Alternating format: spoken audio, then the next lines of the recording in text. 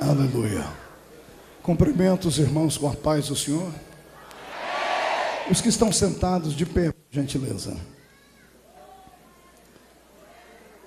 Aleluia. Abra sua Bíblia comigo no primeiro livro do profeta Samuel, capítulo de número 9. Primeiro livro do profeta Samuel, capítulo de número 9. A partir do versículo 1, não tire os olhos da Bíblia, nós vamos ler alguns versículos de forma aleatória, porque o texto é muito grande. Havia um homem de Benjamim, cujo nome era Aquis, filho de Abiel, filho de Zeror, filho de Becorate, filho de Afia, benjaminita, homem de bens. Tinha ele um filho cujo nome era Saul, moço, e tão belo que entre os filhos de Israel não havia outro mais belo do que ele, e desde os ombros para cima sobressaía todo o povo. Extraviaram-se, pois, as jumentas de Quis, o pai de Saul, e disse Quis a Saul seu filho: toma agora contigo um dos moços, dispõe-te e vai procurar as jumentas. Versículo 15. Ora, o Senhor, um dia antes de Saul chegar, já havia revelado a Samuel, dizendo: amanhã a estas horas te enviarei um homem da terra de Benjamim, o qual ungirás por príncipe sobre o meu povo de Israel, e ele livrará o meu povo da mão dos filisteus, porque atentei para o meu povo, pois o seu clamor chegou até mim. Versículo 20. Quanto às jumentas que há 3 dias se te perderam, não se preocupe a respeito delas. O teu coração não fique atormentado, porque já foram encontradas. E para quem está reservado tudo que é precioso em Israel, não é para ti e para toda a casa de seu pai. Capítulo 10, verso 1. Tomou Samuel um vaso de azeite e o derramou sobre a cabeça, e o beijou e disse: não te ungiu porventura o Senhor por príncipe sobre a sua herança, o povo de Israel? Quando te apartares hoje de mim, acharás 2 homens junto ao sepulcro de Raquel, no território de Benjamim, em Zelza, os quais te dirão: acharam-se as jumentas que foste procurar? E eis que teu pai já não pensa mais no caso delas, e se aflige por causa de vós, dizendo: que farei eu por meu filho? Quando dali passares adiante e chegares ao carvalho de Tabor, ali te encontrarão 3 homens que vão subindo a Deus a Betel, um levando 3 cabritos, outros 3 bolos de pão, e um outro um odre de vinho. E eles saudarão e te darão 2 pães, dos quais receberás da sua mão. E então seguirás a Gibeá Elohim, onde está a guarnição dos filisteus, e há de ser que entrando na cidade encontrarás um grupo de profetas que descem do alto, precedidos de saltérios e tambores e flautas e harpas, e eles estarão profetizando. E o Espírito do Senhor se apossará de ti, profetizarás com eles, e tu serás mudado em um outro homem. Amém. Levante a sua mão direita para o céu e a esquerda também. Chacoalhe elas. Já que está calor, vamos abusar. Coloque no ombro de quem está à sua esquerda e à sua direita e traz perto de você. Feche os olhos. Meu Deus e meu Pai, eu quero agora lhe fazer um pedido, Senhor. E o pedido é que esta casa de oração seja transformada num arraial de santos, num arraial de guerreiros que conhecem o seu nome e a sua autoridade, e quando se envolverem com a sua presença e o seu Espírito nesta noite, não haverá, Pai, demônio no inferno, nem homem na terra, e nem anjo no céu que poderão parar.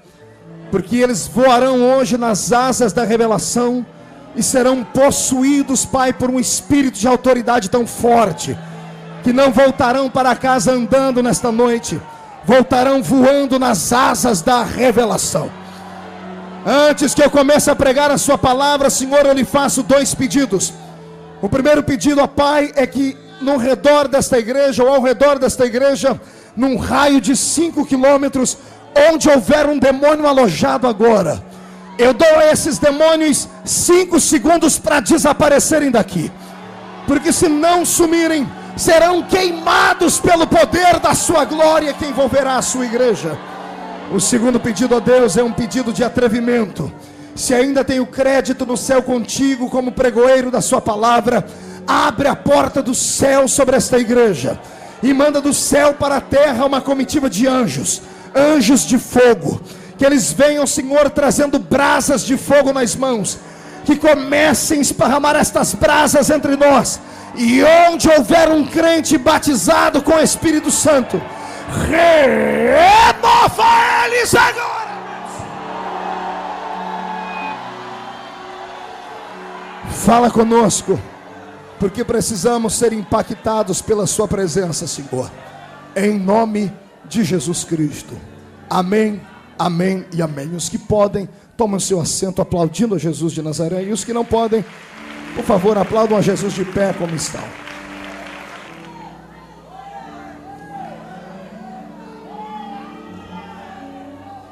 Tem algum pentecostal aí? Glória a Deus. Louvo a Deus pela vida do pastor Edson e pelo rebanho que o Senhor lhe confiou, por esta comunidade linda. E oxalá Deus hoje nos presenteie com uma grande revelação.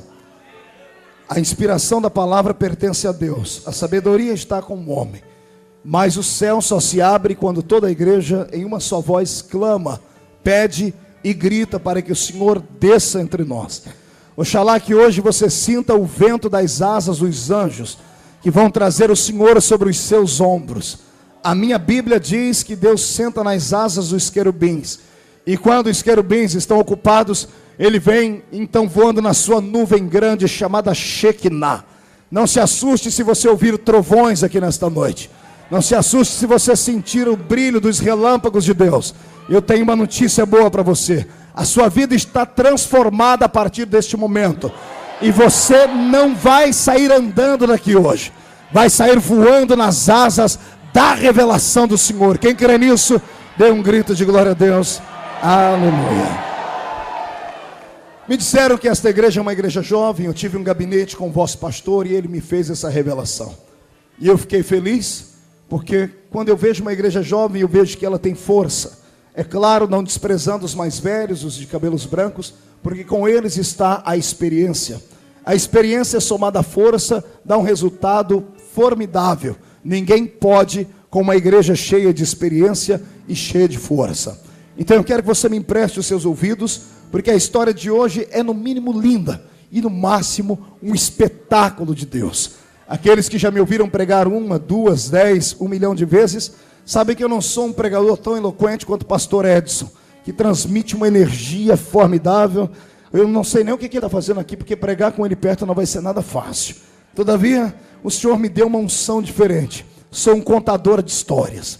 Eu vou narrando a história, usando pincel e tinta, e você vai me ajudando a contornar ela, e quando sairmos daqui, você vai sair um pouquinho melhor, um pouquinho mais cheio da presença do Senhor. Posso ouvir um amém aí?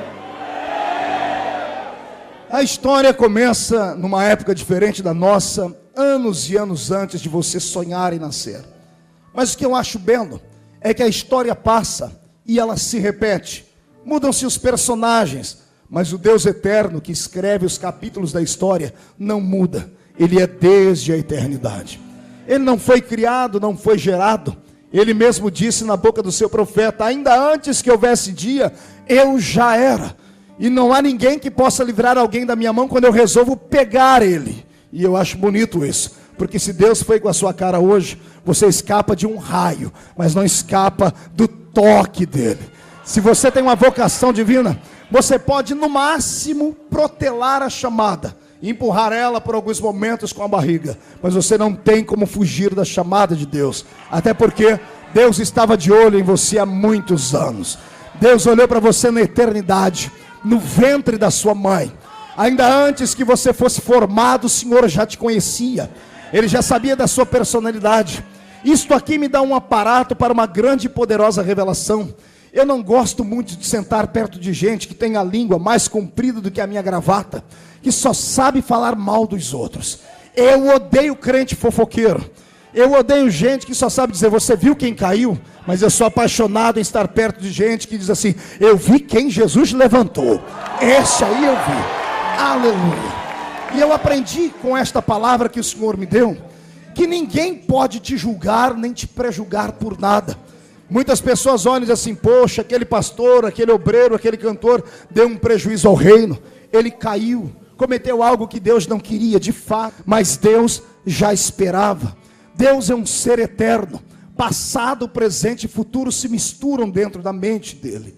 Ninguém pode pegar Deus de surpresa, porque ele é onisciente, ou seja, quando ele olha para você, ele te vê na eternidade passada, ele te vê sendo gerado, ele te vê de pé adulto, e ele te vê deitando a sua cabeça em um caixão, e já te vê no dia do arrebatamento da igreja, tudo ao mesmo tempo, porque no tempo onde o meu Deus existe, o verdadeiro tempo não existe, porque na eternidade onde ele está, não há dia e não há noite. Aliás, o sol não teria coragem de brilhar onde ele está, porque senão seria humilhado, porque ele é o verdadeiro sol da justiça.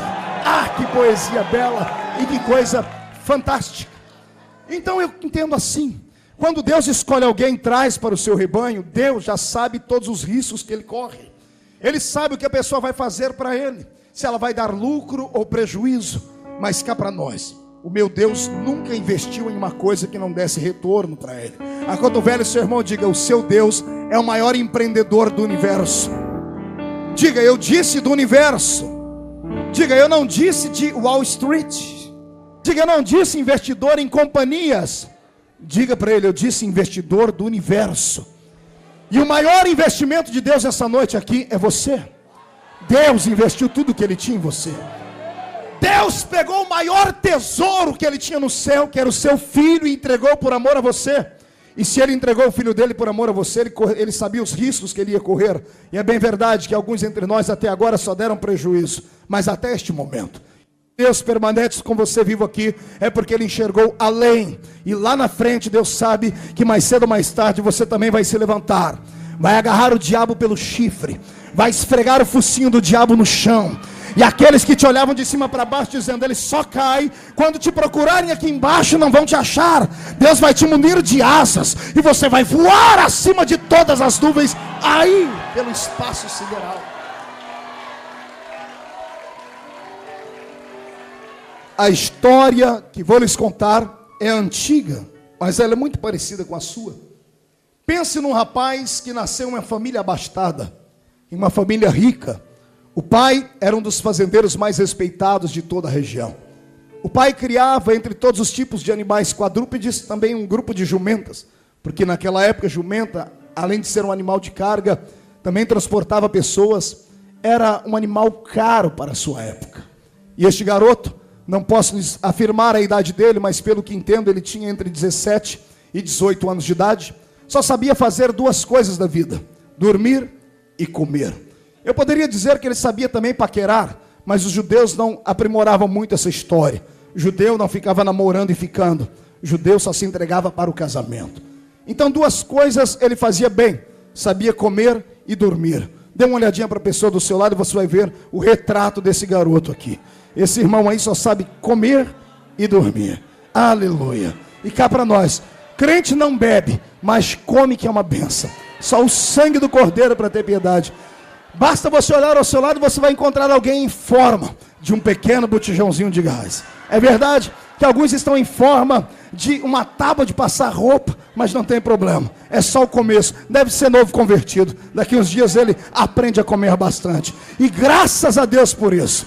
E a coisa mais bela que existe é saber que quando sairmos da terra, vamos continuar comendo no céu. Sabia disso? Ai, que coisa bela. Olhe para a cara do seu irmão e veja a cara de espanto dele.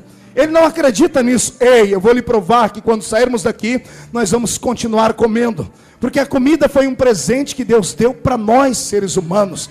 E a Bíblia diz que quando sairmos da terra e formos ao céu de uma vez por todas, o nosso corpo será transformado e seremos arrebatados. E teremos um corpo semelhante ao corpo de Jesus. Se você não se lembra, quando Jesus ressuscitou, ele ressuscitou num corpo glorificado, atravessou a parede, comeu peixe com os discípulos, atravessou a parede de novo e foi assunto ao céu. Não me pergunte para onde foi o peixe, eu só sei que ele se alimentou. E ele mandou dizer para você o seguinte: haverá um dia, lá no grande arrebatamento da igreja, que uma grande bodas do cordeiro será feita.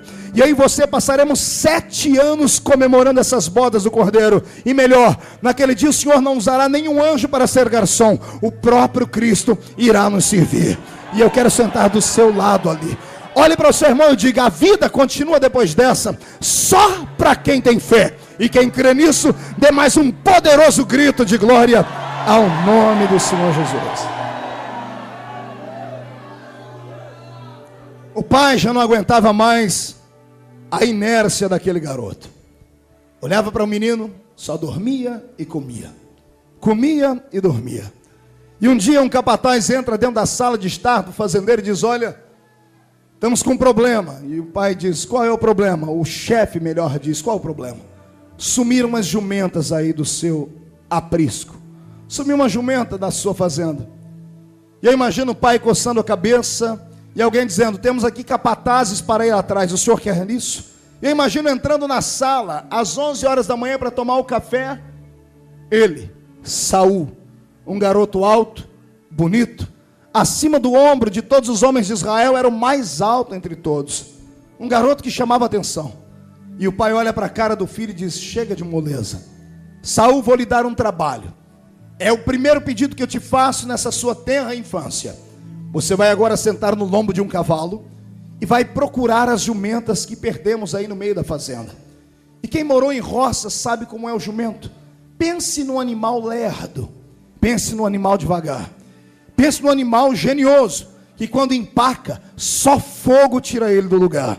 O meu avô era amansador de burro, era amansador de jumento, por isso eu conheço muito bem esse tipo de animalzinho. Agora o interessante é como a história se desenrola. Saul senta no lombo de um cavalo e ao invés de ir procurar a jumenta, olha para o pai e diz: papai, o que eu vou fazer quando eu tiver fome? O rapaz só pensava em comer. E ele carrega então na sua mochila pão para comer durante a caminhada, porque ele pensava que alguns quilômetros à frente iria encontrar as jumentas e voltaria para casa. O pior não foi só isso. O pior foi que o pai não confiou nele e chamou um capataz e disse: acompanhe esse menino, porque ele é um verdadeiro filhinho de papai. Eu sei que ele não vai encontrar as jumentas, vai voltar com outro argumento, e eu preciso dar a ele responsabilidade. Mal sabia o pai daquele garoto que havia uma outra pessoa interessada na vida dele, e esta pessoa não estava na esfera da terra, não estava aqui na horizontal, estava na vertical, não estava nesse céu atmosférico, nem estava no céu cósmico, estava no terceiro céu, céu imarcessível da graça e da glória divina. E era Deus quem estava interessado na vida dele.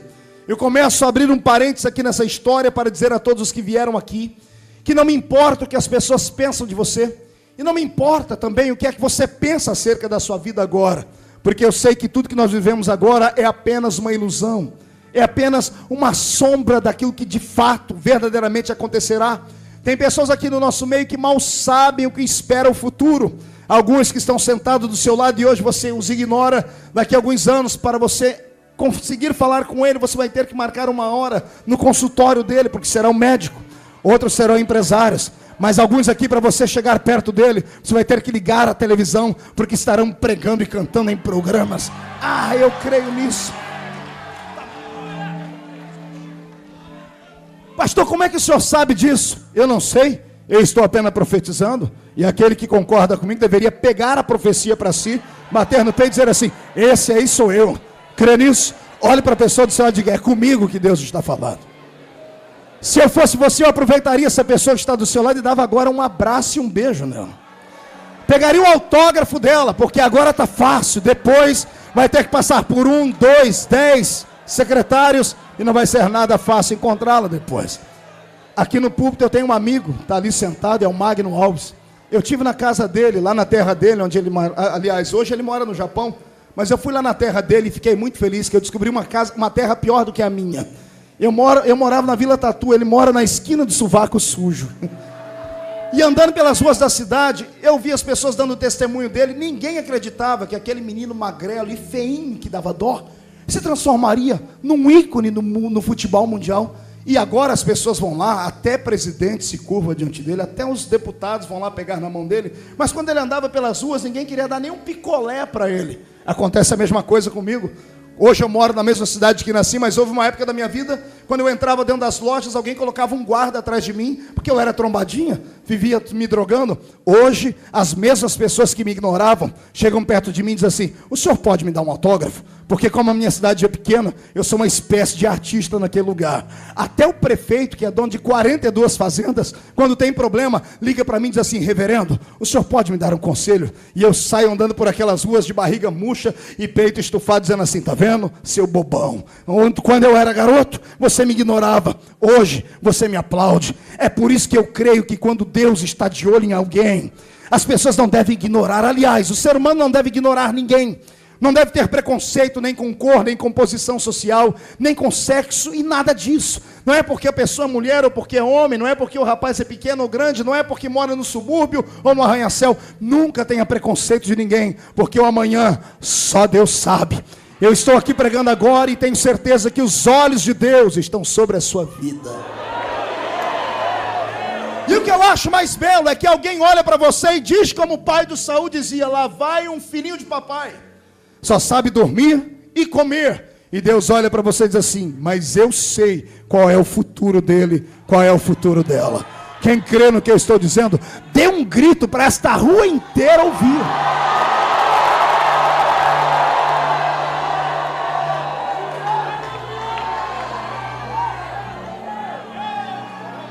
Saul senta no lombo de um cavalo e, acompanhado por um capataz, começa a sua busca por jumentas. Jumentas perdidas, caçadores de jumentas. Olha a profissão dele, a primeira profissão dele, qual era? Não, dê um grito no ouvido do seu irmão, quem sabe ele acorda. 1, 2, 3.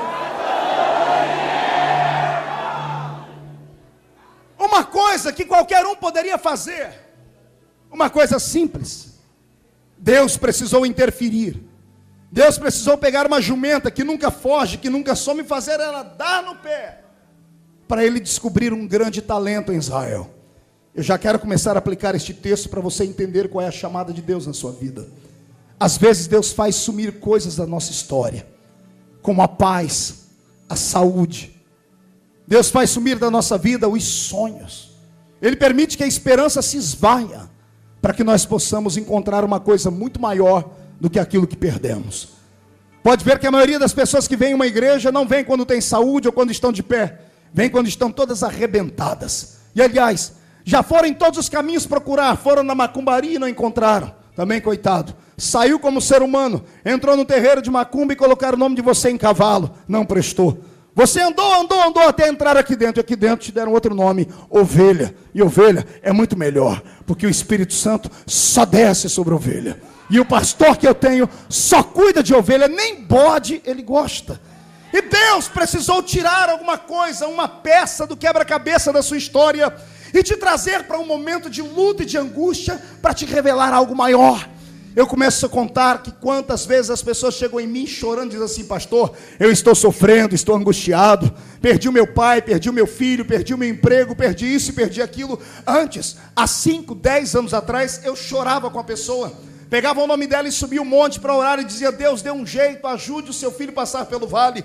Hoje, quando chega alguém arrebentado perto de mim dizendo: pastor, eu perdi a paz, eu perdi o emprego, eu perdi a alegria, eu perdi isso ou aquilo, eu me levanto, dou um sorriso Colgate, pego na mão da pessoa e digo: parabéns. Parabéns à fileira daqueles que Deus escolheu, porque Deus só tira uma peça do nosso quebra-cabeça quando Ele quer ampliar a nossa história.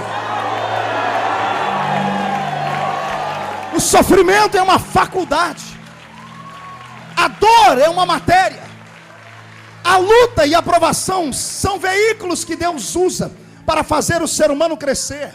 E Deus só conhece os verdadeiros filhos e guerreiros na hora da prova.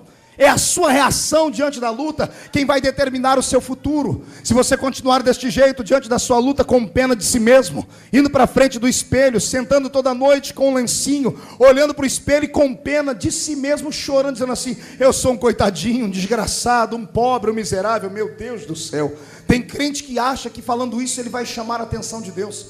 entra dentro da igreja na hora da oração e diz: eu sou um verme, eu sou um lixo, eu sou uma desgraça, eu sou isso, eu sou aquilo. E o diabo diz: você é isso mesmo, você não presta, não vale nada.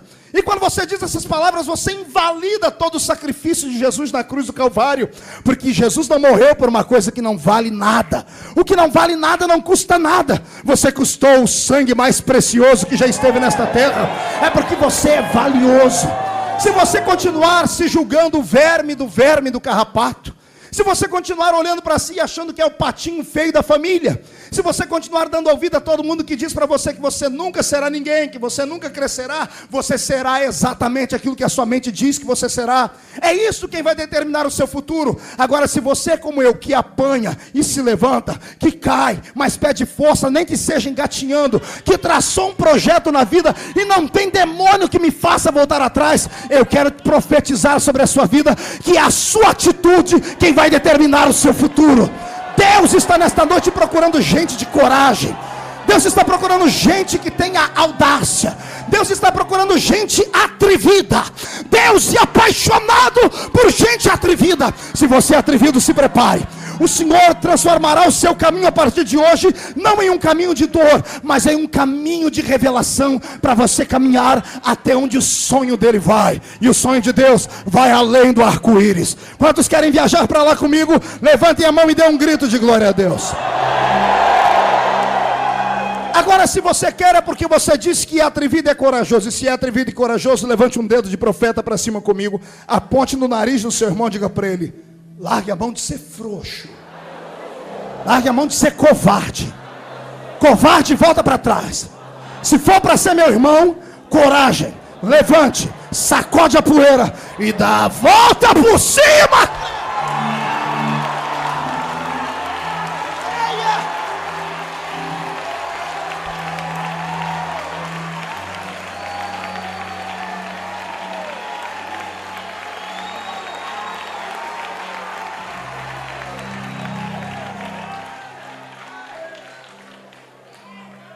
No meio da busca pela sua jumenta, não vá sozinho. Vá com alguém do seu lado que te instrua. Alguém que tenha coragem, experiência, vivência. Saul foi acompanhado por um capataz. No meio do caminho, o garoto parou e disse: vamos voltar para trás. E o capataz pergunta: por quê? Porque acabou o pão. O garoto só se preocupava com a pança dele, só se preocupava com a comida. E o capataz para e diz assim: calma aí, Saul. Pega um mapa e olha, geograficamente falando, nós estamos perto de uma província, uma cidade. E nesta cidade tem um homem especial. E este homem é um profeta, é um vidente. Eu não sei o que está à frente do meu nariz, Saul. Dizem que ele revela o futuro, e nós precisamos ir até ele. E como Saul era um judeu, e o ensinamento religioso do judeu começa aos 5 anos, ele se lembra da escola dominical em casa. E ele diz: é verdade, papai diz que toda vez que alguém for até um profeta, tem que levar um presente para ele. Ô Jesus, faz isso acontecer no século 20 também, pai. Ninguém mais traz nenhum presente para a gente, pastor, só o sangue do cordeiro. Mas naquela época, Saul disse: nós não podemos ir até a casa do profeta. E o rapaz disse para ele: por que não? Porque o pão que eu tinha eu comi, e eu não vim preparado. E o rapaz mais experiente disse: Saul, eu tenho aqui comigo 1/4 de ciclo de prata. Eu te empresto para você ir até o homem de Deus e dar a ele de presente. Quando você der a ele de presente, você pode perguntar onde é que estão as jumentas que o seu pai perdeu. Saul toma emprestado. Diga para o seu irmão: ele tomou emprestado. Se ele tomou emprestado, diga para ele: ele tomou emprestado. Não tenha vergonha de tomar coisas emprestadas no começo da sua chamada. No começo da sua caminhada, peça oração aos irmãos mesmo. Peça para alguém sentar com você e ensinar a Bíblia. Peça a riqueza do outro emprestado. É emprestado, não é para roubar do outro. Não é para cobiçar o que o outro tem. É para tomar emprestado, porque quem toma emprestado, devolve. Ok? Pois bem, Saul tomou emprestado 1/4 de ciclo de prata. E quando ele foi se aproximando da província, ele desce uma ladeira e lá na frente está a casa do profeta. Eu imagino ele no meio do caminho todo vergonhado, porque ele ia conversar com uma pessoa importante. Ele dizendo: o que é que eu vou dizer a ele? Eu vou dizer a ele: olha, a jumenta do meu pai se perdeu. Não que meu pai seja uma jumenta, não é que meu pai é uma jumenta, é a jumenta que meu pai tinha. Eu imagino ele conversando consigo mesmo, e quando ele chega em plena rua, a minha Bíblia diz que Samuel, que estava dentro de casa, com o jantar preparado, os anciãos que estavam com ele, Samuel levanta assim: ninguém come aqui. E alguém pergunta: por quê? Mas já é hora da janta. Ninguém come, porque o Senhor me disse que nós vamos ter um convidado especial. Samuel sai de dentro da casa e sobe a ladeira. Ele sobe a ladeira e Saul vem descendo a ladeira. Saul não conhecia Samuel, mas Samuel já havia recebido a revelação de quem era Saul. Saul está vindo para trazer o presente. Samuel dá um grito: ei, assim diz o Senhor, não se preocupe com a respeito das jumentas que o seu pai perdeu. Não se preocupe, porque elas já foram encontradas. Saul toma um susto e vê que aquele é o profeta, e tremendo entrega para ele um quarto de ciclo de prata e já se despede. Já encontrou a jumenta, então muito obrigado. E Samuel diz para ele: você não pode sair daqui, vem comigo. Entra dentro da casa do profeta. E a Bíblia diz que o profeta estava preparado para comer, só que a comida do profeta era separada. Diga para o seu irmão: a comida do profeta era separada. Tem alguns rituais na Bíblia que poucos de nós conseguimos explicar. Este é um deles. Comida de sacerdote era diferente, de profeta era diferente, porque o corpo deles era diferente, porque eles recebiam a presença do Espírito Santo com uma magnitude tremenda. E naquele momento, quando Saul entra dentro daquela casa, ele vê que o jantar está na mesa. Ele se lembra que no meio do caminho ele queria voltar para trás porque havia acabado a comida. E interessante, Deus, que queria dar a ele uma grande chamada, já havia preparado para ele uma mesa com muitos alimentos. E ele, que estava com fome, agora viu a mesa farta. E detalhe, quando ele pensava que era apenas um convite para jantar, ele é surpreendido, porque o profeta diz para ele: sente do meu lado, Saul. Você não vai comer desse frango, também não vai comer dessas batatas. Você vai comer daquilo que o sacerdote, daquilo que o profeta come. Eu vou repartir com você a minha comida. O jovenzinho, filho de papai, que só sabia comer e dormir, tinha uma noção de religiosidade antiga, começa a tremer nas bases. E tremendo nas bases, começa a entender que se o profeta estava dando a porção dele para ele, estava repartindo com ele a unção que ele tinha, é porque a partir daquele momento ele não seria mais dono do nariz dele. A partir daquele momento ele voltaria para casa diferente, com uma responsabilidade que ele jamais sonhou. Assim diz o Senhor para a sua vida hoje.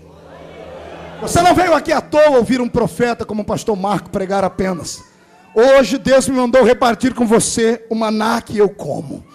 O Senhor manda dizer que esta é uma noite de transferência de unção. E aqueles que querem ter um ministério prodigioso, hoje é o dia de ser vocacionado para ele. Mas para isso não pode ficar perdido nesta reunião. Não pode se preocupar nem com o horário, nem com o calor. Tem que se preocupar com o seu espírito, que hoje será encouraçado pela graça divina. E quando você chegar em casa, ninguém mais vai te conhecer depois de hoje, porque hoje é o dia da separação.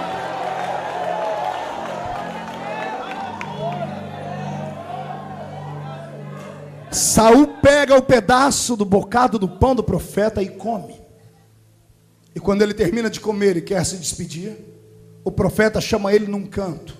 E eu imagino ele comido dizendo: eu posso chamar o capataz? E Samuel dizendo: é claro que não, só eu e você agora. Samuel deve ter subido em um banquinho, porque Saul era muito alto. E ele pega um chifre de azeite. O chifre falava de autoridade.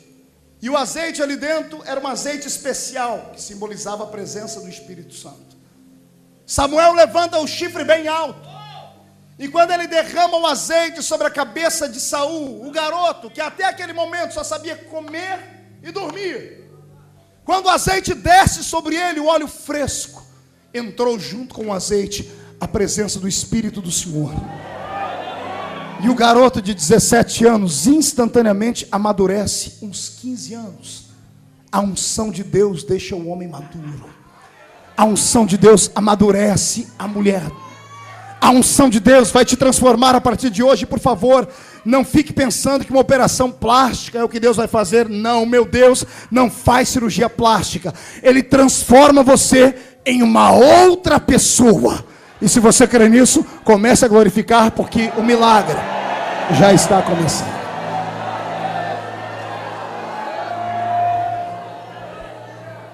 Está Saul com a cabeça toda enlameada pelo óleo, sem entender nada, embasbacado, tremendo, com medo, porque a unção de Deus traz temor. Eu quero hoje falar com você sobre possibilidade de milagres. Deus te escolheu para uma unção nova. Ele te trouxe hoje aqui para um seminário rápido, relâmpago, porque Ele tem uma vocação na sua vida urgente.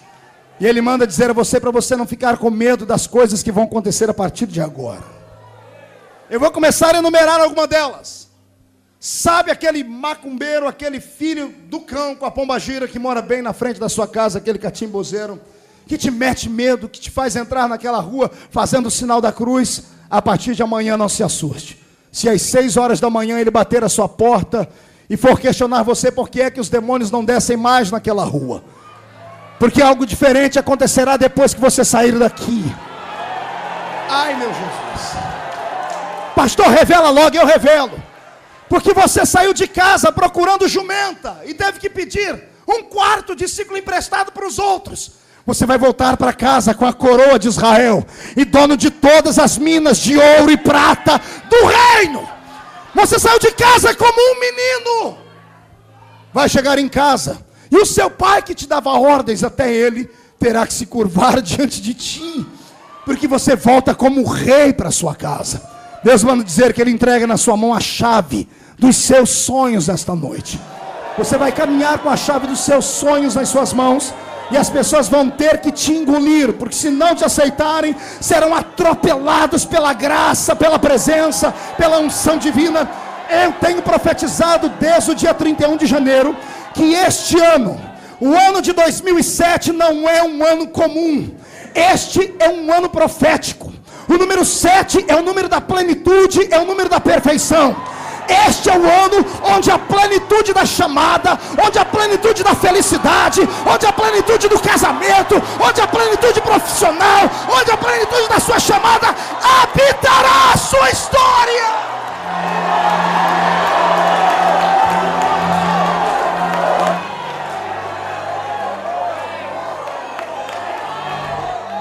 Pergunta para o seu irmão: vai lidar com a unção direitinho?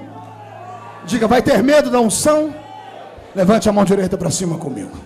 Coloque no ombro de quem está do seu lado com coragem, como quem foi ungido. Agarre o ombro do seu irmão, chacoalhe ele até ele ficar irritado. Irrita ele. Diga para ele: não tenha medo. Você não é mais alguém que só come e bebe.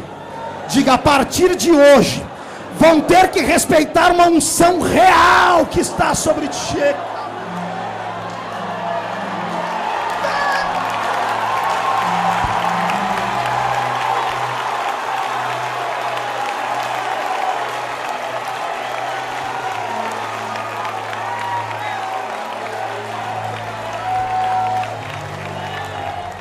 Só escute uma coisa.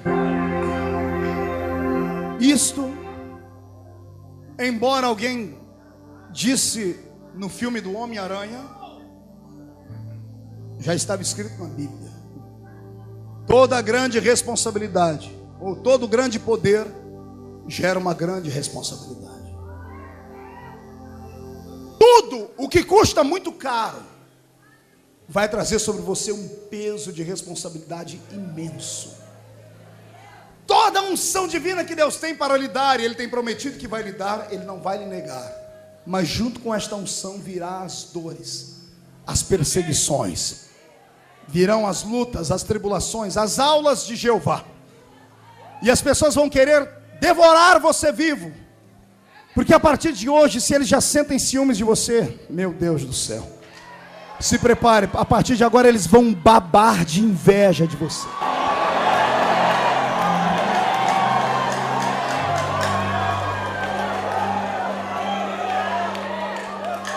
Certa vez um pirilampo, um vagalume começou a voar bem próximo a uma naja, uma cobra.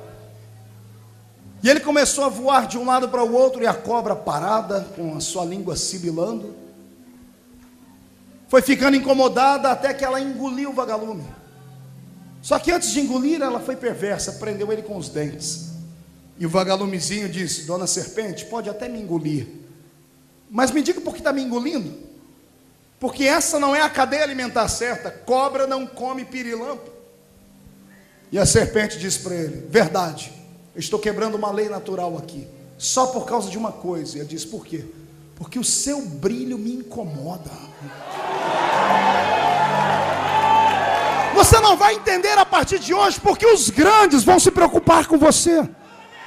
Gente grande, eu estou falando gente grande, vai olhar para você de cima para baixo, vão querer pisar no seu pescoço, e não revide, não toque neles, porque Deus cuidará de ti. Você é a menina dos olhos de Deus, é a preciosidade dos olhos dele.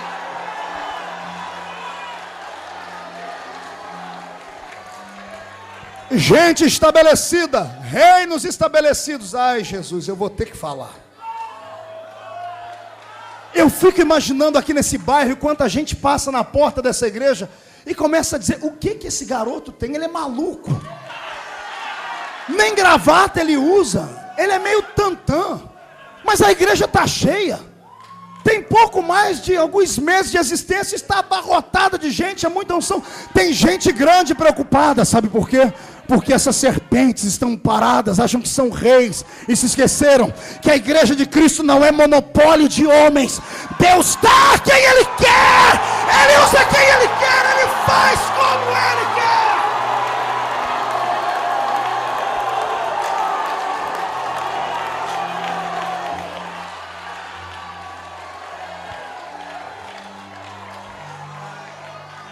Magno, desde criança, eu sempre fui perseguido. Mas quando o Senhor começou a me usar na autoridade da palavra, teve um dia que eu me achei a bala que matou John Kennedy, o único. Eu comecei a dizer assim: eu devo ser muito especial para Deus me usar tanto desse jeito. E no meio do mato orando, o Senhor disse: filho, eu vou te explicar porque eu te levantei. Eu falei: fala, Senhor. Eu perguntei: porque eu sou bonito? O Senhor disse para mim: você não tem espelho em casa? Eu falei: Senhor, era a única coisa que o Senhor podia ter para me usar, porque o resto eu não tenho. Não tenho tamanho de gente.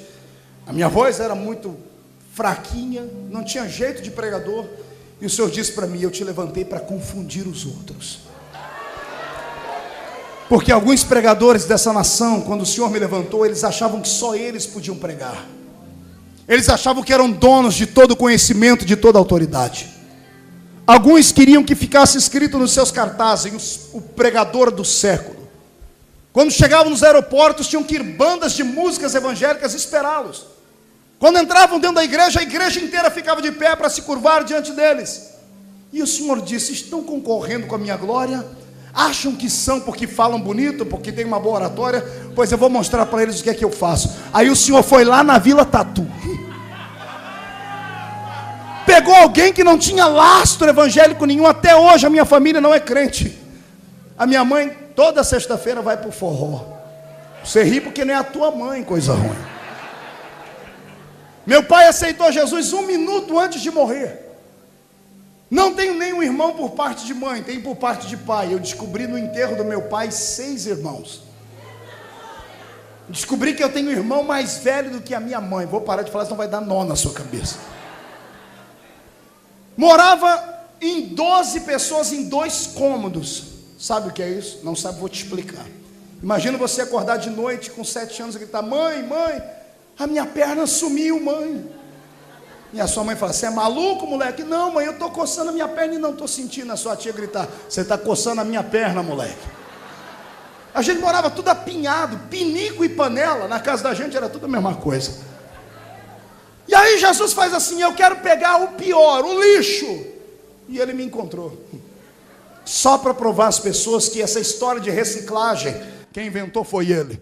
Ele pega o lixo e transforma em luxo.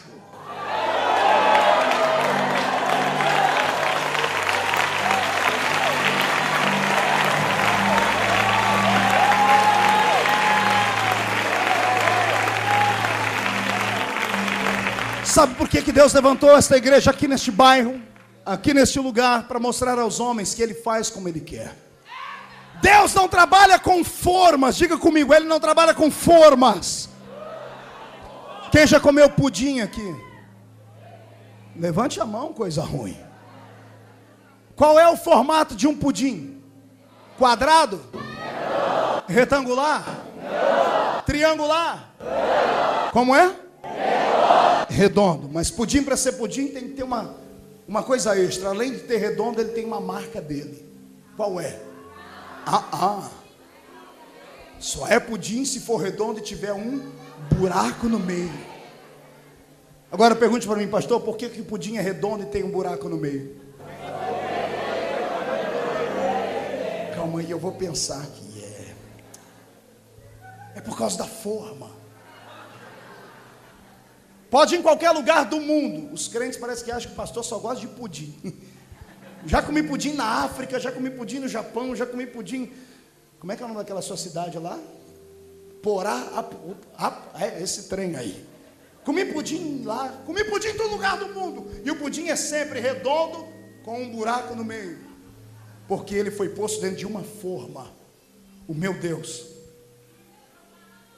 não trabalha com forma. O meu Deus trabalha com formas. Formas. Ele tem uma mente criativa. Para cada um ele dá um talento diferente. Para cada um ele dá um dom diferente. É por isso que a gente não pode ficar achando que o crente é esquisito porque ele treme para cá, o outro treme para lá, porque ele pula com o pé só ou fica brincando de atender celular.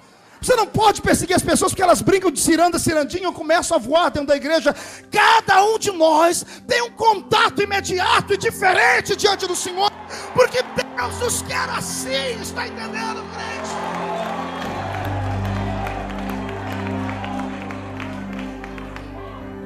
Quando eu era garoto, quando eu ainda era Saul, só comia e dormia, eu olhava para os grandes pregadores e dizia: Senhor, me faz como um deles. E sabe o que eu fazia? Eu ajudava Deus. Pergunte para mim, como, pastor? Simples, eu imitava os pregadores. A minha voz rouca, fácil de ser modulada. Eu ficava o dia inteiro ouvindo a fita do pregador e à noite chegava no culto de mocidade e dizia: quem vocês querem ouvir pregar hoje? E a moçada dizia: hoje nós queremos ouvir o pastor Gilmar Santos. Alguém conhece o pastor Gilmar Santos aqui? E eu ia à noite no culto e dizia assim: meu Deus, deixa eu ver, eu não vou pregar mais. Mas eu falava, gritava, pregava. Quando o pastor Gilmar pregava, caiu uma unção na igreja. Quando eu pregava, caiu uma tristeza na igreja. Chegava no outro culto, ensaiava a fita do pastor Gesiel Gomes. E a molecada dizia: hoje queremos ouvir o pastor Gesiel. Eu dizia: eu quero falar sobre aquele que está em cima, porque aquele que está em cima tem, aquele que está em cima pode, quem está em cima ora, quem está em cima faz, quem está em cima é, porque ele é o dono da palavra, a palavra que vem, a palavra que vai, a palavra que entra, a palavra que sai, a palavra que levanta, a palavra que derruba, a palavra... O pastor Gesiel pregava e caiu uma unção. Eu pregava, caiu uma angústia na igreja. E decepcionado, eu entrei dentro do quarto e falei: Jesus, por que eu faço igual eles e não acontece nada? O Senhor disse: porque eu não uso forma. Se eu precisasse de 2, eu tinha feito 2.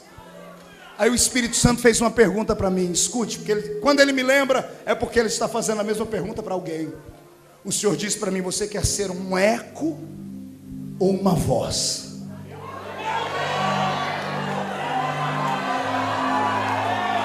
O que é que você quer ser?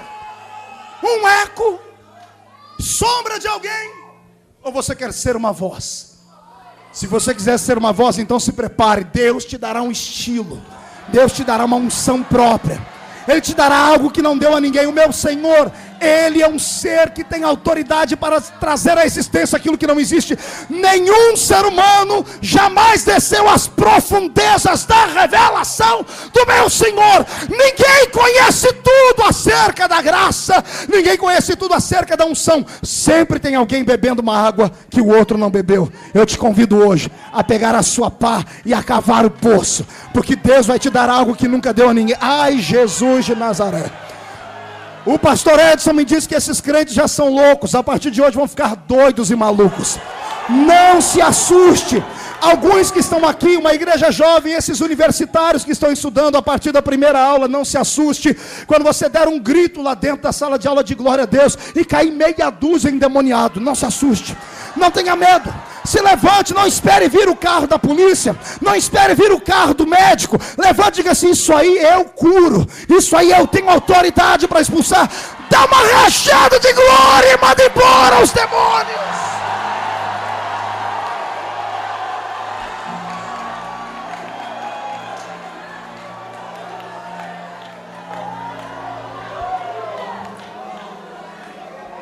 Olhe para o seu irmão e pergunte para ele: está preparado para isso? Diga com ele, ou para ele agora: aperte o cinto, porque agora vem a responsabilidade. Saul está até torto de tanta unção. Jumento ele não achou, mas ele encontrou o pastor de todo o rebanho do universo. Está voltando para casa, pastor, igual alguns vão voltar hoje, tontos, cheios de graça. Samuel precisa segurar ele e dizer: ei, volte aqui, eu tenho que dar algumas lições para você. Quando você sair daqui hoje, a primeira coisa que vai acontecer com você, Saul, eu imagino Saul dizendo: vou ver anjos?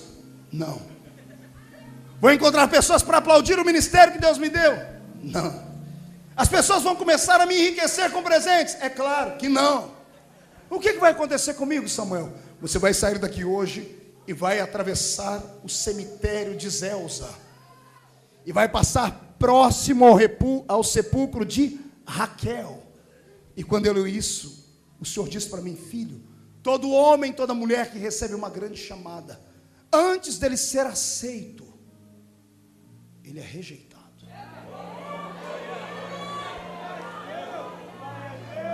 Ninguém queira ser aceito sem antes passar pelo processo da rejeição. É natural, todos passaram pelo processo da rejeição.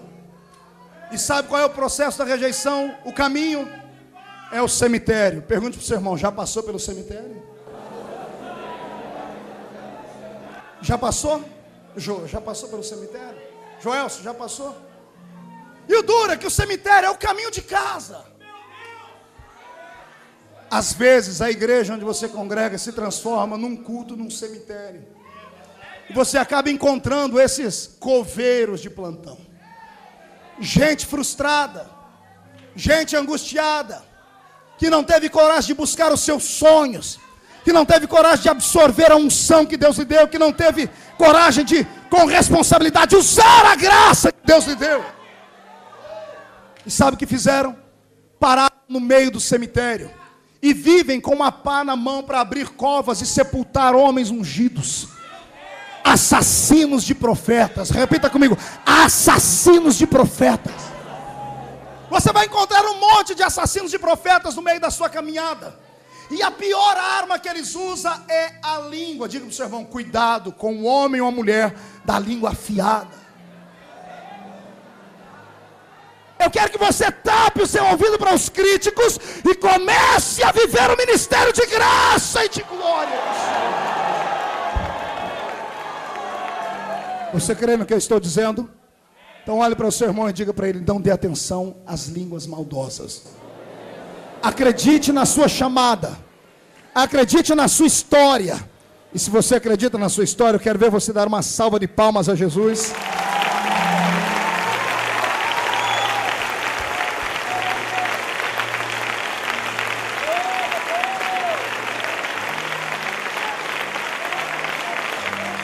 Olhe para cá. E é assim que a história se desenrola. Saul vem voltando e o profeta diz: depois que atravessar o sepulcro de Raquel, você vai se encontrar com alguns homens que vão trazendo pão, vão trazendo azeite, vão trazendo vinho. Se mistura com eles. Ou seja, se mistura com pessoas que têm possibilidades. Se envolva com pessoas mais experientes do que você. Não ande com gente que não tem experiência com Cristo. A pessoa pode ser bonitinha, a garota pode parecer a Barbie, o garoto pode ser o Brad Pitt, mas se ele não tiver algo para acrescentar à sua vida, se afaste dele. Se una gente simples. O irmão pode só ter 2 dentes na boca, um para doer e o outro para abrir garrafa, não interessa. Se ele tiver coisa boa para te ensinar, sente perto dele e receba do pão que ele tem para dar, da unção que ele tem para repartir e do vinho da alegria que ele tem para te dar.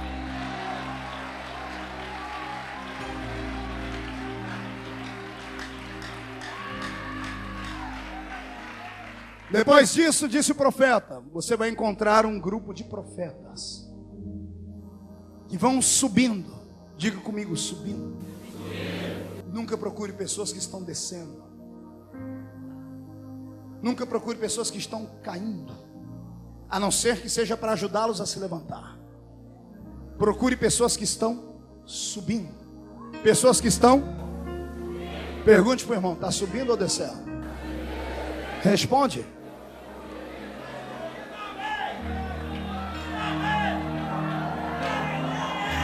Está subindo ou descendo? Se você estiver subindo, você pertence à minha equipe, porque eu cansei de descer. Eu só desço a olaria para o Senhor me consertar e a presença de Deus. Para o resto, eu fico de pé. São os demônios quem tem que se curvar diante de ti a partir de hoje. São os ímpios que tem que enxergar o brilho da glória de Cristo em você a partir de hoje. Não é você quem tem que fazer das tripas coração para correr atrás da bênção. A bênção, se quiser ser abençoada, é quem vai ter que sair correndo atrás de você para cima, porque você vai subir.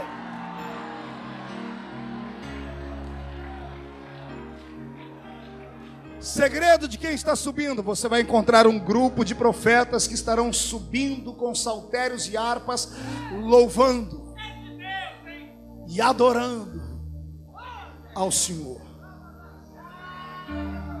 Não ande com quem é gelado.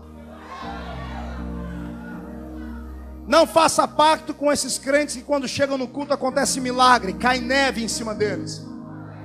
Você senta perto deles, 5 minutos depois você fica resfriado de tão frio que o infeliz é. Ande com quem tem um cântico nos lábios. Ande com quem sabe adorar ao Senhor.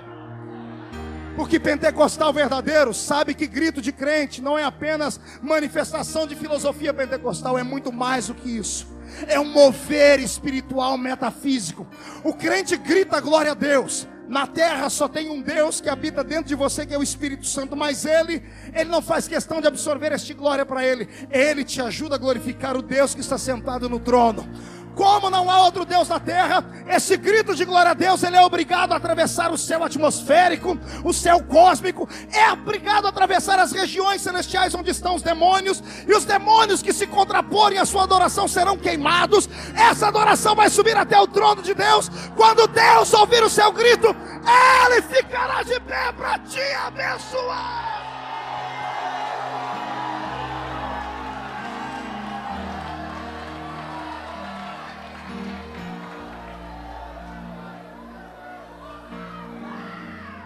Exercite.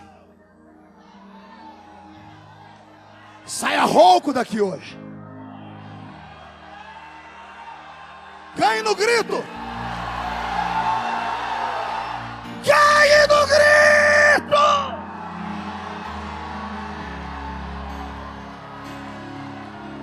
Ei, tem barreiras da vida que você não consegue atravessá-las com escada. Tem barreiras da vida, pastor Edson, que não adianta usar espada, nem flecha, nem cavalos, nem um exército com 3 milhões de homens e mulheres. Tem barreira da vida que você tem que deixar a espada na cintura, a flecha no alforje, e você tem que botar as 2 mãos na boca e gritar. O Senhor disse isso a Josué, estrategista militar. Josué disse: Senhor, como é que o Senhor quer que eu derrube essa muralha? Eu cerco, uso catapulta, cavalo. O que é que eu faço? O Senhor disse: guarda toda a arma. Eu vou trocar a arma de vocês. Vocês vão rodear a cidade e eles vão achar que vocês são loucos. No primeiro dia. No segundo dia, quando você rodear a cidade toda vai saber que Israel está louco e vão vir todo mundo para a muralha. No sexto dia, todos os soldados estarão em cima da muralha rindo de vocês. E aí quem vai rir por último é vocês. Porque quando vocês derem o grito que eu vou dar a vocês, a unção para gritar, a muralha inteira cai os soldados todos e a cidade eu entrego na sua mão. Eu quero trocar a sua arma, diz o Senhor. É tempo de ganhar no grito.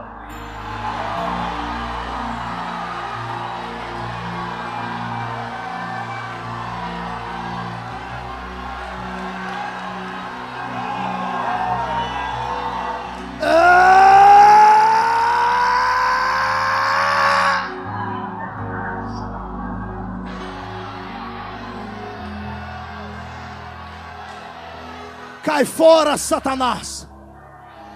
Estamos em guerra. Os dias de Satanás estão contados nesta terra. Eu profetizo neste ano de 2007 a falência dos terreiros de Umbanda. Eu profetizo o fechamento dos templos espíritas.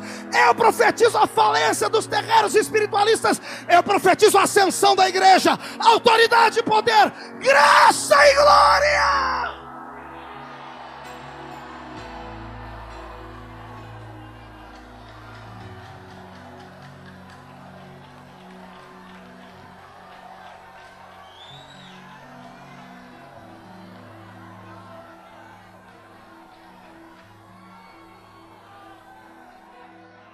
Ei, caçador de jumenta, me escute.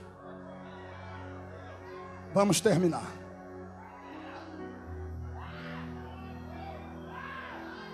Saul voltou como para casa? Saiu procurando jumento e voltou como quem? Não ouvi direito. Quero ouvir um coral.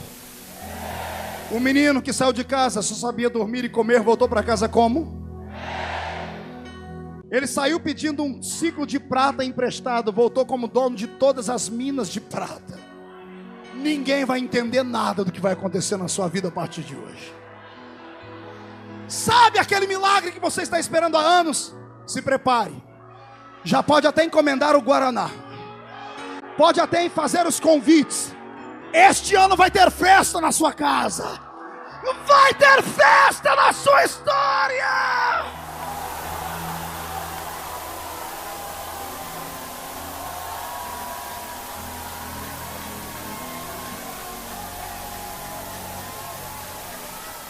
Só há uma última prova. Faça o número 1 e diga para o seu irmão: a última prova. É a única coisa que vai te separar do trono. Pergunte para mim qual é, pastor. A rejeição da sua família. A falta do reconhecimento daqueles que estão perto de você. A Bíblia diz que a família de Saul se levantou e as tribos de Israel se levantaram juntos e rejeitaram Saul. Não aceitaram ele como rei. Não entenderam a chamada dele. Também puderam. Um dia antes, só dormia e comia. Um dia depois, ele chega falando grosso. Saiu falando fino. Voltou dizendo: Deus me deu este reino nas mãos. É loucura. Não espere que as pessoas te aplaudam, vão te perseguir mesmo. Agora fique em silêncio, porque é Deus quem vai mostrar aos homens que a sua chamada é verdadeira. Porque você não foi ungido aqui. Você foi ungido aqui.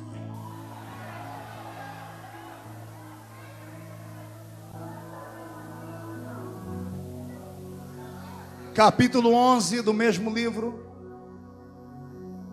Veio um homem chamado Naás. Diga comigo, Naás. E ele cerceou a terra de Israel e prendeu os homens de uma cidade. Ele prendeu os homens de Israel porque o reino estava vulnerável. Deus não reinava mais em Israel e o povo rejeitou Saul, que foi escolhido por Deus. Sem um rei, qualquer nação fica desguarnecida. E sabe o que ele fez? Ele decretou no dia seguinte um dia de tortura. Ele iria matar todos os homens. E os anciãos daquela terra se levantaram e disseram assim: Naás, nós não nos importamos em te servir, desde que você nos deixe viver. Nesse exato momento, a ira de Deus está acendida, porque o povo dele se sujeitou a ser escravo, rejeitou um rei e disse ao pilantra que veio, disse: a gente não se importa em te servir, desde que você não nos mate. No dia seguinte, Naás chega e diz: eu aceito, eu vou reinar sobre vocês. Todavia, amanhã eu quero todos os homens de guerra de Israel aqui, com os seus olhos direitos vazados, com o seu olho direito arrancado. O dia que eu li isso, eu disse: esse homem era bárbaro. Mas não era, ele não era só bárbaro, era um estrategista militar. Pergunte por quê? O olho direito é o olho da mira. Todo soldado de Israel usava espada, fundas, lanças e flechas. E para tirar uma flecha, o olho esquerdo está fechado e o olho direito aberto, é o olho da mira. Sem o olho direito, ninguém conseguia enxergar o inimigo direito, estariam perdidos e mortos. Eu abro um parênteses para dizer porque é que Deus está te levantando nessa noite. Existem muitos e muitos ministérios que não aceitam nem a soberania de Deus e nem a voz daqueles que Ele escolheu. Por isso esses ministérios estão falindo. O diabo se aproximou deles. E parece ser coincidência, mas não é. A palavra Naás significa serpente. E a serpente foi o primeiro animal usado pelo diabo. Personificação de Satanás na terra, o homem chamado Naás. Quantos homens como esse, demônios, estão assim na igreja? E o pior não é isso. O pior é que líderes e igrejas inteiras estão dizendo ao diabo: nós não nos importamos em te servir, desde que a gente não morra. E o diabo aceitou a proposta. Sabe o que ele fez? Deixou todo mundo dentro da igreja, ninguém mais se desvia. Mas os soldados estão com o seu olho direito arrancado. Ninguém mais sabe guerrear. Aceitaram o jugo do diabo. Aceitaram o mundanismo desenfreado dentro das suas igrejas. Aceitaram palavras contrárias à Bíblia. Transformaram o evangelho pleno da salvação e da graça da cruz num evangelho de prosperidade sem responsabilidade. Vazaram os olhos direitos dos homens. Nada mais é errado. Errado é corrigir aquele que está errado. Não se prega mais o que é certo, se prega aquilo que dá certo. Naás está fazendo a festa porque ele arrancou os olhos direitos de muitos soldados. É por isso que o irmão que está do seu lado, para ele nada mais é errado, nada mais é pecado. Ele sempre tem um argumento: não, irmão, é porque naquela época a gente era ignorante. Agora eu amadureci. Amadureceu nada, você apodreceu. Só um milagre salva. Qual é o milagre, pastor? É Saul se levantar. Pastor, mas ele não foi rejeitado? Por um tempo. Assim como Elias, o Senhor disse para ele: te esconde no ribeiro de Queriate. E depois o Senhor disse: é chegado o momento de você se mostrar ao rei. O tempo da rejeição, Deus disse para você: se esconde. Mas hoje Deus manda dizer assim: é tempo de se mostrar. Sabe o que Saul fez quando a notícia chegou no ouvido dele? Ele chamou todos os capatazes, os empregados, a família inteira. Ele ficou possesso pelo Espírito Santo. Eu procurei no dicionário Aurélio, e lá está escrito: possessão só por espírito maligno. Eu já mandei 10 cartas para aquele dicionário, dizendo a eles que o Espírito Santo também se apossa do homem, com base na Bíblia Sagrada. Foi Samuel quem disse a Saul: o Espírito de Deus se apossará de ti, e serás mudado em um outro homem. E Saul ficou possesso pelo Espírito de Deus. Pergunte para mim o que ele fez, pastor. Cabra macho. Ele agarrou um boi, pegou ele pelo chifre e rasgou ele no meio. A gente fala de Sansão e de Davi, que abriram leões e ursos. Saul pegou um boi, um touro, Pegou pelo chifre na frente de todo mundo e rasgou o boi no meio. Quebrou o boi em 12 pedaços. E mandou cada homem de Israel levantar um pedaço do boi para cima e mandou dizer: amanhã, se os guerreiros dessa nação de Israel não estiverem aqui até o horário tal, eu vou fazer com eles e com os bois deles o que eu fiz com este boi. Quando o povo viu pedaços de boi esparramados e a mão de Saul ensanguentada, e ele respirando forte, o olhar dele sisudo, sério, eles viram: esse homem não é o garoto que a gente conhecia. O Espírito de Deus se apoderou dele.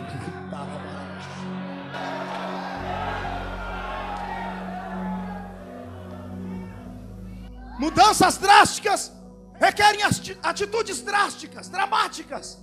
Não se assuste com as coisas que você vai fazer a partir de hoje.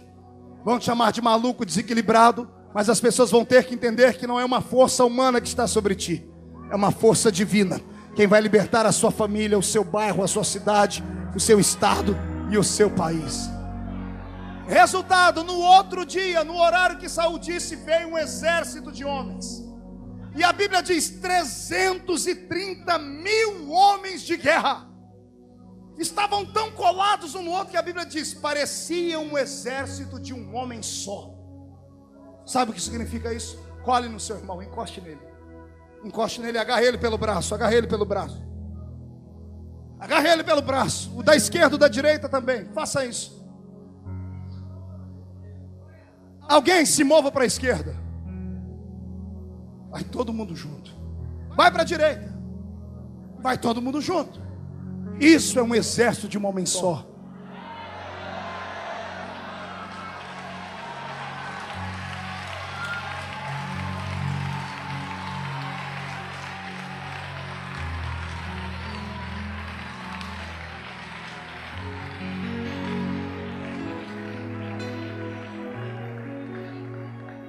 A unção que Deus derramará sobre a sua vida agora vai mudar você por dentro e por fora. A sua família não vai te conhecer mais depois de hoje. Eu estou olhando aqui para baixo e não vejo mais homens e mulheres, eu vejo brasas de fogo esparramadas. Eu vejo graça e glória sendo derramadas sobre esta... Ai, meu Jesus amado. Feche os seus olhos e enxergue além da visão humana. Há uma chamada de Deus te esperando nesse lugar.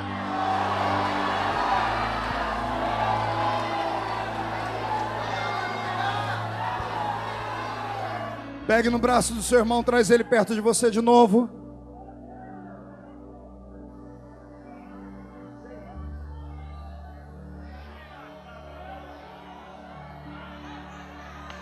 Eu quero saber onde estão os homens e mulheres que estão inconformados com a vida que têm, que querem mais. Que querem mais. Que querem mais. Que querem respeito, que querem ser respeitados. Que querem parar de ser cauda, que querem ser cabeça.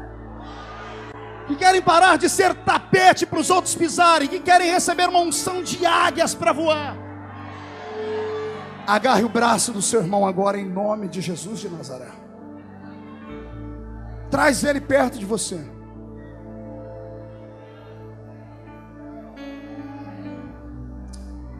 Você saiu de casa buscando a cura, a solução para a sua família, a chave para o seu problema financeiro. E como profeta de Deus, eu te digo assim: assim diz o Senhor, os seus problemas já foram resolvidos. Todavia, ninguém deve voltar para casa feliz por isso. Eu te convido para comer comigo o maná da revelação. A comida que está revelando a você que você é muito mais do que um homem e uma mulher. Você é a esperança de Deus na terra. A plataforma da ascensão do Espírito Santo sobre a sociedade. a chave que vai abrir a porta para desencadear o maior avivamento que esta terra já viu ou ouviu. Comeu o alimento? Eu te chamo para um canto, fecha os olhos. Sinta o azeite fresco que desce sobre a sua cabeça, que é a presença do Espírito Santo que te unge.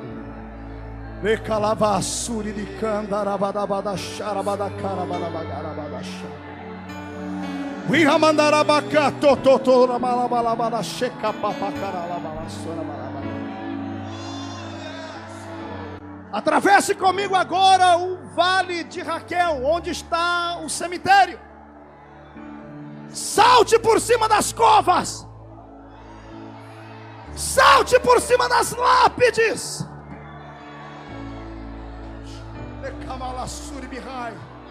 Deboche da morte. Isso.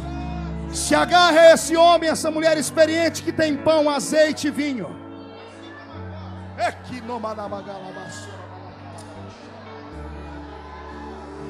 Se una agora a esses que são profetas e vão cantar. Estamos subindo a Deus em louvor.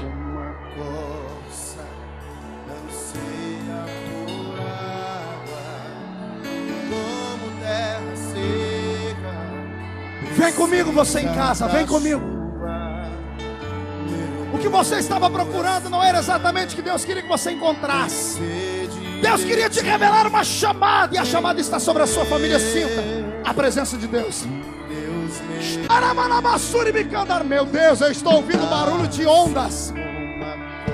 Há uma onda de unção que vai quebrar nesta igreja. Como terra seca precisa da chuva, meu coração tem sede de ti, Rei meu. E Deus meu, faz chover, Senhor Jesus, derrama a chuva nesse lugar. Eu vi o Senhor inundar o meu coração. De olhos fechados, procure um lugar seguro da sua alma, porque os homens estão te rejeitando. Não te aceitam como profeta, não te aceitam como pastor, não te aceitam como cantor, não te aceitam como ungido, não te aceitam como levita, não te aceitam como alguém importante. Entre nos recônditos da sua alma, porque o diabo já está aprisionando esses homens. E se prepare, porque a notícia está chegando na sua casa dizendo: amanhã todos teremos os olhos furados. Se prepare agora, porque o impacto é forte.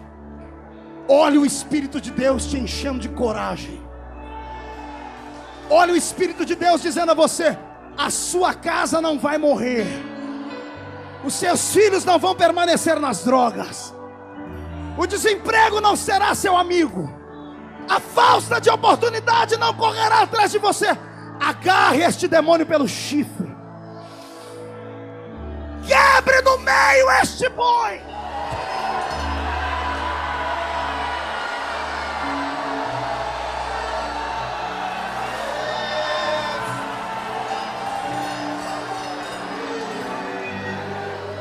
E assim diz o Senhor: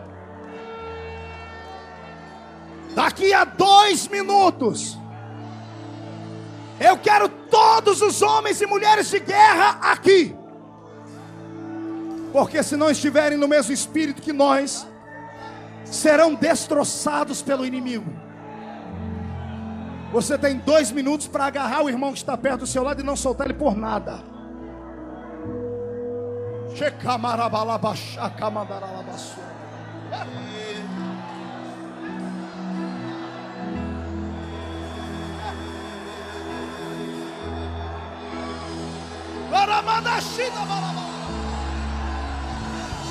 Está preparado?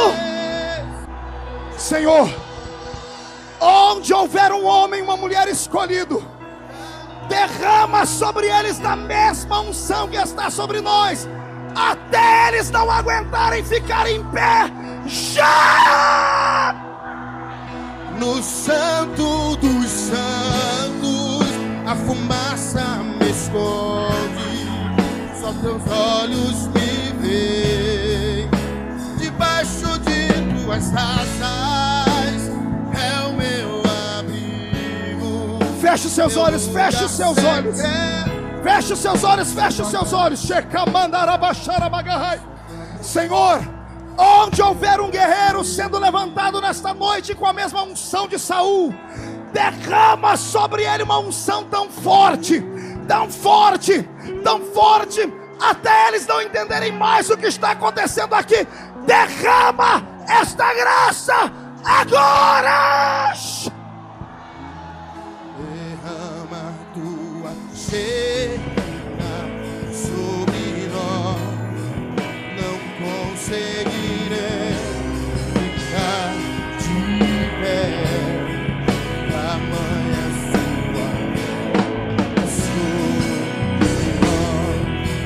Derrama tua cena sobre nós.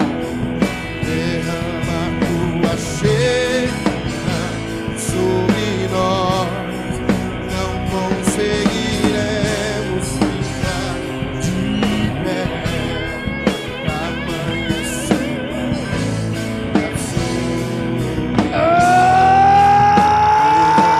teu Espírito sobre nós. Derrama teu Espírito. Todos os homens da igreja, todos os varões desta casa de oração, da mesma autoridade que o Senhor Jesus tem me dado, eu reparto contigo agora, para você se levantar como profeta neste tempo presente. Recebe este poder e esta graça já! Derrama tua cena sobre nós.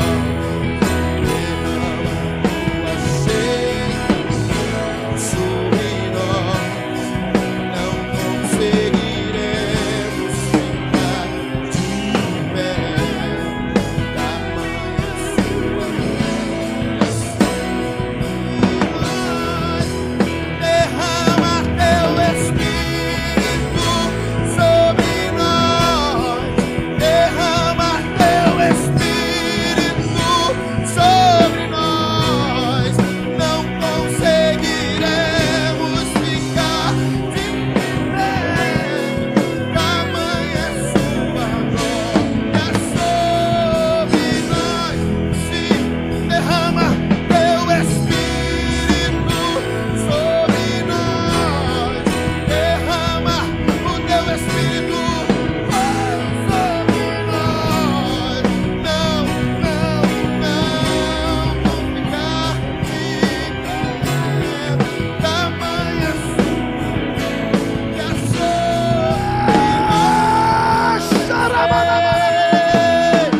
sim, Senhor.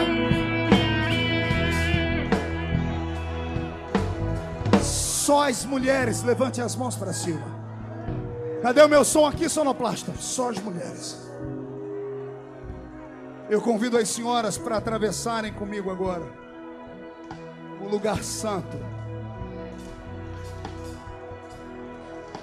Irem comigo até o Santo dos Santos. Só homens podiam ir até lá, mas com Cristo Ele abriu oportunidade às senhoras também. Não se assuste, porque esse lugar vai se encher de fumaça, e a sua vida será usada como nunca antes. Pai, onde houver uma mulher aqui dentro, onde houver uma mulher aqui dentro, Senhor, jovem senhora, criança, adolescente ou anciã, mulheres que já sofreram demais por preconceitos e coisas mais, derrama sobre elas uma porção dobrada do que o Senhor derramou sobre os homens. Levante essas mulheres com autoridade. Agora, agora, agora! Derrama tua Shekinah sobre nós. Derrama tua Shekinah sobre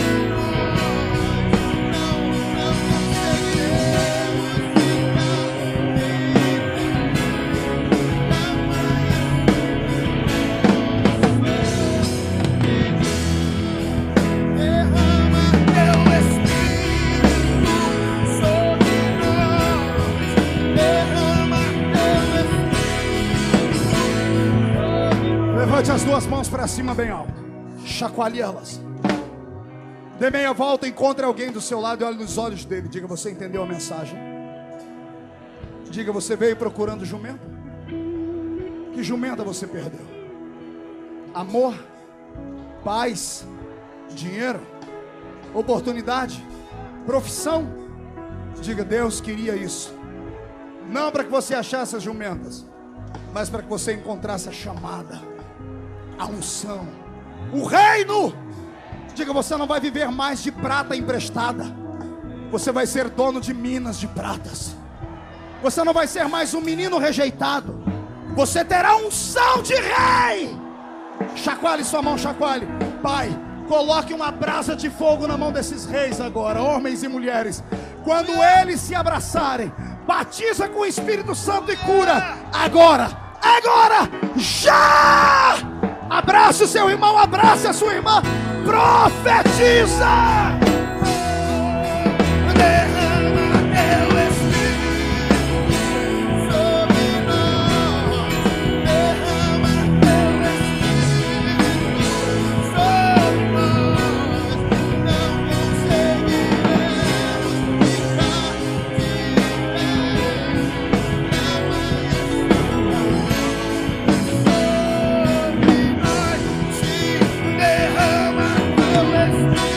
Espírito sobre nós.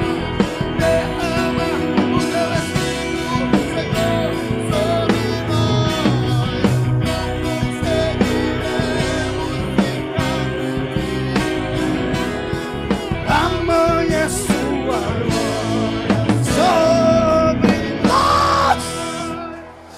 Mão direita para cima para terminarmos.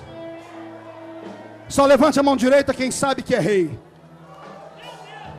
Pastor, mas e Jesus? Ele é rei dos reis. Só quem é rei levante a mão.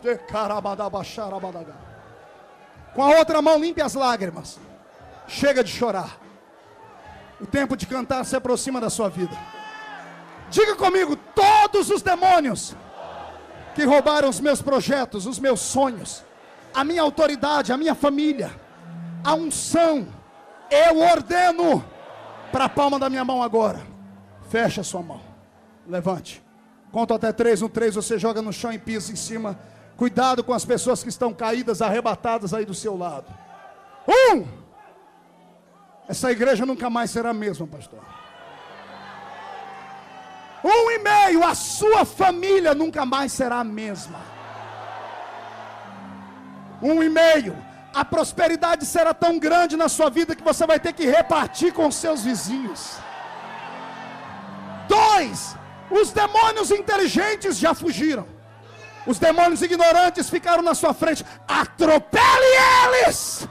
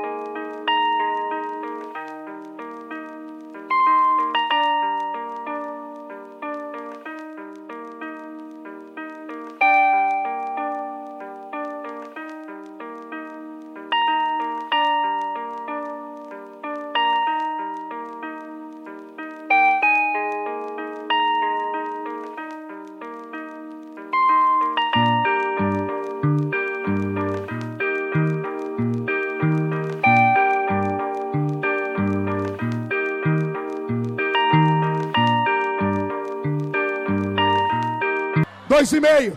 Satanás é um eterno perdedor. 3. Jogue no chão. Pise em cima. Eu sei quem luta.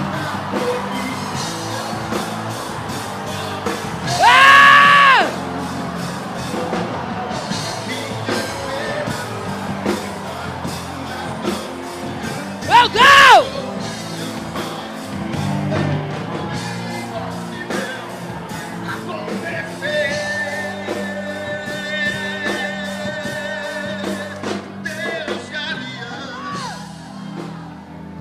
Meu Deus, querido. Ei. Meu Deus! Labaxeca, labadá.